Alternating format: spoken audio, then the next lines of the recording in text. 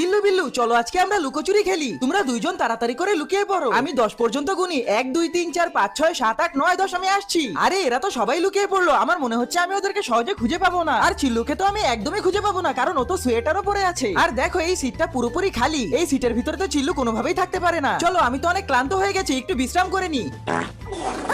ওই আব্বা, তোমার পাদে এত গন্ধ কে? আরে চিল্লু, তোমাকে তো আমার পাদেই খুঁজে বের করে ফেললো। চলো, তুমি আউট হয়ে গেছো, এখন তুমি এখানেই বসে থাকবে। এখন আমি বিল্লুকে খুঁজবো, আমার মনে হচ্ছে বিল্লু এখানে লুকিয়ে আছে। বিল্লু, আমি আসছি। আরে এটা তো বিল্লু নয়, এই টিল্লু। বিল্লু কোথায়, তুমি কি জানো? আমি কিছু জানি না।